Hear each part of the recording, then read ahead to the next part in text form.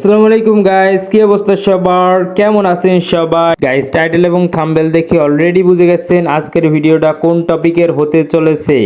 Guys, আজকে আমরা চলে আসলাম সেই যশোরের বিখ্যাতময় সেই চাচার ধনেপাতার বাগানে। তো কৃষক চাচার সেই ধনেপাতার বাগানে এসেই আমরা সরাসরি ঢুকে পড়লাম তার ধনেপাতার সৌন্দর্যময় দৃশ্য দেখতে।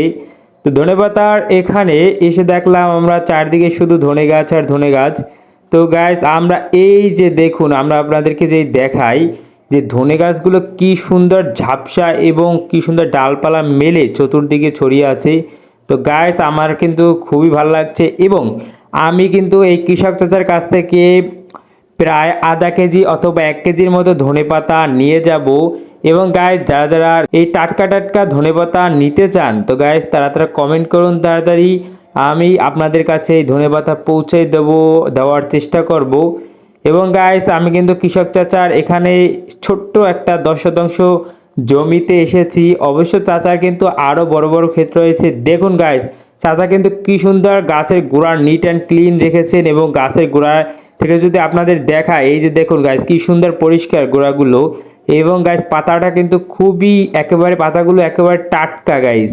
তো গাইস, আমরা এই টপিকে আসি। আমরা যে চাচার এই ক্ষেতের ভিতরে আসলাম, এসে আরও একটা জিনিস দেখলাম যে চাচা কিন্তু একেবারে প্রাকৃতিকভাবে এই যে ধনে গাছগুলো একেবারে তৈরি করছেন। আমরা সরাসরি ঢুকে পড়লাম। এই যে বাম সাইডে যে দেখুন গাইস, এই কি সুন্দর গাছগুলো দাঁড়িয়ে আছে।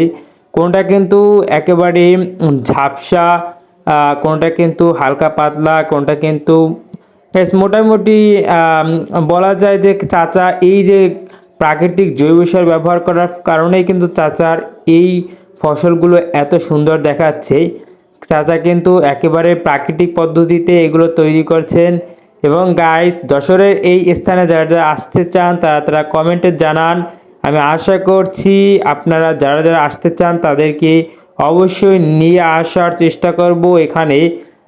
অবশ্যই এখানে আসার জন্য মূল একটা বিষয় হলো আমাদের এই যে সৌন্দর্য জায়গাগুলো দর্শন করা এবং শিখা।